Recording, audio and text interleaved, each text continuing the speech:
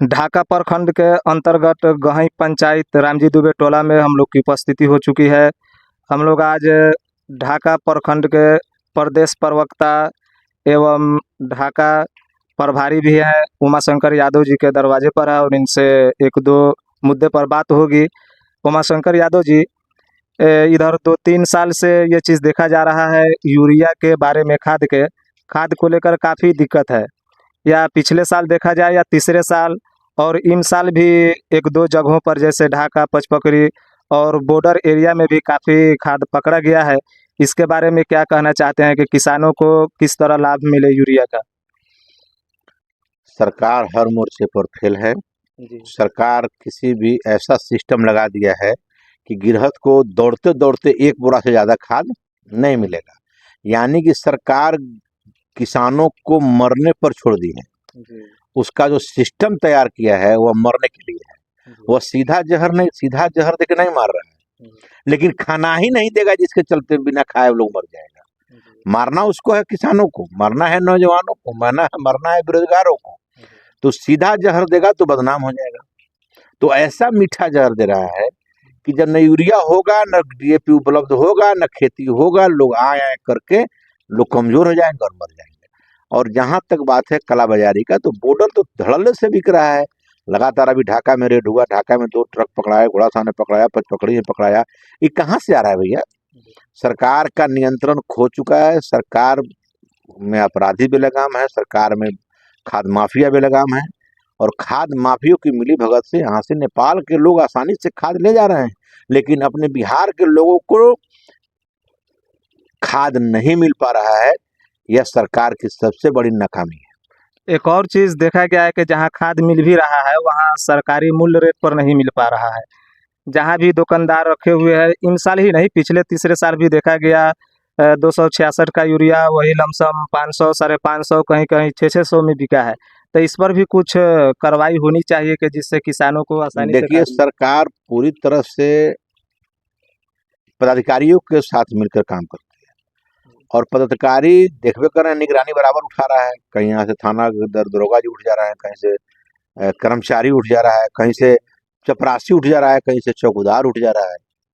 और ऐसे स्थिति में जब से सम्राट चौधरी आए, जब से भाजपा की गवर्नमेंट हुई है, तब से कालाबाजारी, घूसखोरी, जब से एनडीए की सरकार है, अफसरशाही चल रही है। और अफसरशाही के सामने किसी का चलता उलता नहीं है।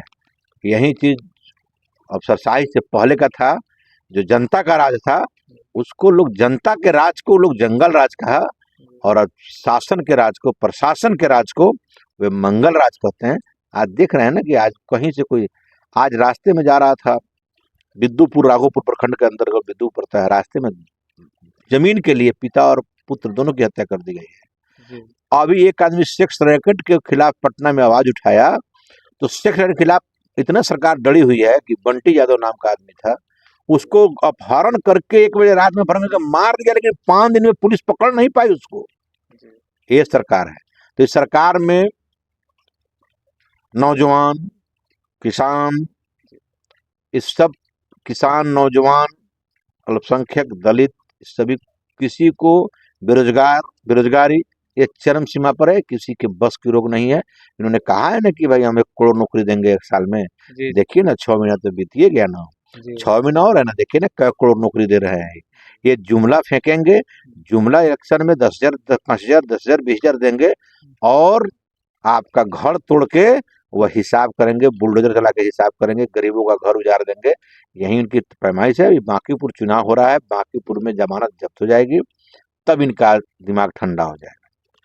एक और चीज़ सोशल मीडिया पर काफ़ी आजकल चर्चा में है, इथेनॉल E20 को लेकर काफ़ी सोशल मीडिया पर ये चलाया जा रहा है या पब्लिक का रिव्यू आ रहा है कि E20 आने के बाद गाड़ी में काफ़ी खराबी हो या माइलेज हो, काफ़ी शिकायत है इसका। तो इसके ऊपर क्या कहना है? और कुछ जनता का ये भी कहना था कि नितिन गडकरी के बारे में कि इथेनॉल तो सिर्फ बहाना है, बेटे को आगे बढ़ाना है। तो इसके ऊपर देखिए, उनके बेटा का ही कंपनी है, अडानी की कंपनी है, 2 ही कंपनी भारत में इथेनॉल की है जी। और इथेनॉल 20 लाने वाला, यह बात मैं देखी, मैं मोटरसाइकिल चलाया हूँ इधर, गाड़ी पिकअप लेने में दिक्कत कर रही है। गाड़ी का एवरेज गिरा है, जी, जी।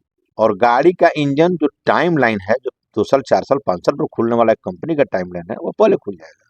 जी, काहे कि जो पेट्रोल अभी देखिए, ऐसी स्थिति भारत सरकार की हो गई है, भाजपा के लोगों की ऐसी स्थिति हो गई है कि भूटान जैसा देश, जो भूटान एक छोटा सा देश है, जी, इन्होंने इथेनॉल 20 का जो प्रस्ताव दिया कि मेरा पेट्रोल लीजिए, जो पहले से लेता था, जी, उसने असहज होकर अस्वीकार कर दिया कि श्रीमान ये पेट्रोल हमको नहीं चाहिए। शर्म होनी चाहिए सरकार को, भारत सरकार को, कि आपकी इथेनॉल 20 की जो रेट है, वह भूटान जैसा देश, नेपाल जैसा देश जी, नहीं ले रहा है। इससे बड़ा शर्म क्या होना चाहिए? जी, और आप मजबूर करके भारत के लोगों को ठेल रहे हैं, बेटा के कंपनी को बढ़ाने के लिए, अडानी अंबानी के कंपनी को बढ़ाने के लिए। तो ये क्या है? यही है, अडानी अंबानी बढ़ेंगे, बेटा उनका बढ़ेगा, इथेनॉल 20 बिकेगा। अब लोग जाए भाड़ में। अभी तक इथेनॉल 20 लाने से पहले जी, सरकार को इस बात पर नजर रखना चाहिए कि उस टाइप का इंजन कंपनी के माध्यम से 1 साल पहले से काम करना चाहिए उस पर, और कंपनी में 1 साल पहले का इंजन बना लेना चाहिए। 2 किस्म का पेट्रोल रखना चाहिए। जी, एक जो पुराने गाड़ी निकल गए हैं 15 साल तक, उनका पेट्रोल अलग रखना चाहिए, और इथेनॉल जो 20 आया है, वो 20 नहीं 80 कर दे, कोई दिक्कत नहीं है। जी, जी, लेकिन वैसा इंजन बना कर दे कि पिकअप भी नहीं टूटे, एवरेज भी नहीं टूटे, लोग के पॉकेट पर, जेब पर भाड़ माने असर भी नहीं पड़े। ऐसी परिस्थिति में सरकार, भारत सरकार और बिहार सरकार दोनों निकम्मी है, और बिना सोचे समझे नोटबंदी जैसे, इथेनॉल 20 जैसे, जी। ये सब थोपा जा रहा है, और यहाँ के लोग वहन कर रहे हैं। ऐसा ना हो कि ऐसा अंजाम आएगा कि बिहार के लोग या भारत के लोग रोड पर आएंगे, और इस सबको बंद करना पड़ेगा। सरकार को बैक फुट पर जाना पड़ेगा और बंद करना पड़ेगा। सरकार का ये कहना था कि ई-20 और शुद्ध पेट्रोल को अलग करने के लिए काफ़ी खर्च है, कि जो भी पहले से टैंकर हो या उसमें जो भी लागत हो, ई-20 अलग और शुद्ध जो पेट्रोल है अलग करने के लिए इसमें काफ़ी अखराजात है, जिसके चलते सरकार का कहना है कि ई-20 ही चलेगा। सरकार तो मनमौजी है, मनमानी है, उसको अपना मनमाना करना है। ई-20 का ई-80 चला दे भैया, क्या दिक्कत है? लेकिन यह जनता के साथ खिलवाड़ है, जनता के वसूलों के साथ खिलवाड़ है, जनता के जेब पर पड़ रहा है। जिस गाड़ी को 2 साल लगेगा, उस गाड़ी 6 महीने में खुल जाएगी, साल भर में खुल जाएगी। यह जनता के जेब पर पड़ेगा, भारी पड़ेगा, और इससे सरकार को मतलब नहीं है। एक कहावत है कि एक राज दरबार में राजा, इसी तरह के राजा हुआ करते थे, जो जनता पर टैक्स बढ़ाए जा रहे थे। तो तमाम मंत्रियों ने शिकायत किया कि राजा साहब, यह दिक्कत हो रही है जनता को। उन्होंने अपने दरबार में बताया उन लोगों को, यही सेम कहानी भाजपा की है, और ये कर रही है क्या, जो हमको और आपको समझने की जरूरत है। उसी प्रकार वह कहा कि मंत्रियों को दरबार लगाया और एक मुर्गा को लाया, और मुर्गा बड़ा था, लाया मुर्गा को, और मुर्गा को जिंदे सारा रोआ नोच दिया, यानी खूने खून कर दिया, खूने खून कर दिया। मंत्रियों ने पूछा कि सरकार, ये तो बड़ा जुल्म हो गया, जो खूने खून हो गया, ये तो बड़ा दिक्कत हो गया, छटपटाने लगा। कहा कि आराम से रहो। कुछ देर बाद थोड़ी सी चावल हाथ में लिया और उस मुर्गे को खिलाते गया। मुर्गा अपना दर्द करा रहा है, भूल गया, लेकिन पीछे पीछे चलते रहा। उन्होंने कहा कि जनता यही चीज है, उसके पांख उजाड़ दोगे, लेकिन थोड़ी सी, किस तरह 10,000 में लोग वोट बेच दिया, उस तरह कभी राशन फ्री कर दोगे, कभी किरासन फ्री कर दोगे, लोग पहले का दर्द भूल जाएगा और उस मुर्गा की तरफ पीछे पीछे घूमना शुरू हो जाएगा। जिस दिन यह लोग समझ लेगा कि हमारे पांखों को नोचा जा रहा है और मुर्गा बनाया जा रहा है, उस दिन यह सरकार भी बदलेगी। सरकार को लात मारकर सरकार सीट को खाली कराकर और सामाजिक न्याय की सरकार बनेगी, और वही मुर्गा पूछ लिया है पूरे देश के जनता को, वही तरह पांख नोच दे रहा है, और थोड़ा सा फ्री में गरीब का राशन फ्री कर दे रहा है, 2 महीना फ्री मिलेगा। सारा वो पांख का नोचाई भूल जा रहा है। लेकिन यह जानना होगा कि उस दर्द को याद रखो जिसने दर्द दिया है, उस दर्द को याद रखो जिसने पेट्रोल का दाम बढ़ाया है, डीजल का दाम बढ़ाया है, गैस का दाम बढ़ाया है। उस दर्द को जब तक ये जनता याद नहीं रखेगी, तब तक इस देश में सबसे ज्यादा पूंजीपति भाजपा है। सबसे पुरानी पार्टी कांग्रेस है, तो कांग्रेस के पास 200 करोड़ है, और सबसे नई पार्टी भाजपा उसके बाद की पार्टी है, तो इसके पास 4,000 करोड़ है। कहां से है भैया? वह कांग्रेस का तो देश लूट रहा था, ये तो पूरा देश को लूट लिया। तो इसलिए इसके सरकार, भाजपा के सरकार में गरीबों की, किसानों की, अकलितों की, पिछड़ों की, दलितों की पढ़ाई करना, दलितों की सभी लोगों को आगे बढ़ाने का सिलसिला जो है, इनसे सोचना नाकामी है। इसलिए सरकार को बदलने की जरूरत है। और सब आप लोग भी अपने माध्यम से गरीब तबका के लोगों को कहिए कि वो मुर्गा वाली बात है, नोच दे रहा है और समय आ रहा है तो उसको चावल बढ़ा दे रहा है, लोग भूल जा रहा है। तो भूले नहीं, वो नोचाई को याद रखे। अब बताइए, जितना देश में जितना दिन से डीजल बढ़ा है, पेट्रोल बढ़ा है, गैस बढ़ा है, कितने गरीब का गैस का चूल्हा बंद हो गया, खाना बंद हो गया। जी फिर से लकड़ी पर, अब वही बोले कि लकड़ी भी चलाई है। पहले लकड़ी बंद करते थे, अब लकड़ी चला रहे हैं। आज गैस की स्थिति खराब है, ईरान से अच्छे संबंध नहीं रह गए। तो इसलिए इनका विदेश नीति भी फेल है और देश की नीति भी फेल है। और आप लोग के चैनल के माध्यम से कहेंगे कि वो मुर्गा का जो पांख हम लोग का नोचा जा रहा है जनता का, उसको याद कराइए लोगों को। और समय पर चावल दे तो खाइए, लेकिन उसको गाड़ पर लात मारिए, तभी जाकर यह देश के जो नेता हैं, देश के जो भ्रष्ट नेता हैं, वो सुधार होगा। एक और चीज़ है, खासकर ढाका प्रखंड ग्रामीण क्षेत्र में ये चीज़ देखा जा रहा है कि रोड और नाली की स्थिति काफ़ी गंभीर रूप से खराब है देखा जाए तो।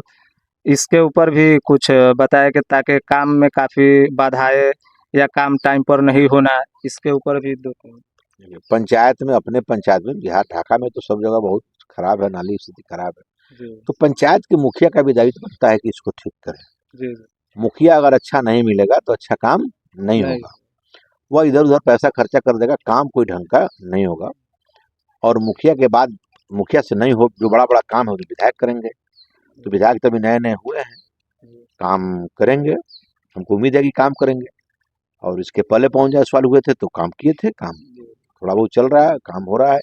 और पंचायत स्तर पर तो हम लोग चाहते हैं कि इसको सुधार करें, लेकिन जो मुखिया हैं उनकी प्राथमिकता है कि मेरे गांव में क्या क्या कमी है, मेरे पंचायत में कहाँ कहाँ दिक्कत है, उस कमी को उजागर करना, कमी को देखना। आम सभा क्यों बैठाया जाता है? आम सभा तो अभी तक हुआ ही नहीं, हमको लगता है एक बार भी आम सभा में आप लोग नहीं गए होंगे, ना बुलाया गया होगा। तो मन से अपने काम कर रहे हैं, ये गलत है। आम सभा में हर गांव के लोग बताते हैं कि हमारे यहाँ नाला टूटा हुआ है, वो लिखा जाता है, उसको देखा जाता है कौन जरूरी है, उसको पास करके काम किया जाता है। ऐसा हर पंचायत के मुखिया को करना चाहिए। वोट में दोस्ती और दुश्मनी नहीं करना चाहिए। वोट हो गए, जीत गए, आप सभी के मुखिया हैं, और मुखिया के पास इतना फंड है कि वो नाला और गली नली गली का रोड इसे वो ठीक कर सकता है, उतना पैसा उसके पास आता है। तो ये थे हमारे साथ जुड़े हुए थे ढाका प्रखंड के प्रदेश प्रवक्ता उमाशंकर यादव जी थे, उनसे बातचीत हुई। आप लोग वीडियो को लाइक कीजिए, कमेंट कीजिए, शेयर कीजिए और अपनी प्रक्रिया जरूर दें, ताकि हम लोग ऐसे एक दो मुद्दे जो भी हैं उनको हम लोग उठाए और आगे बढ़ते रहे, हम लोग को सपोर्ट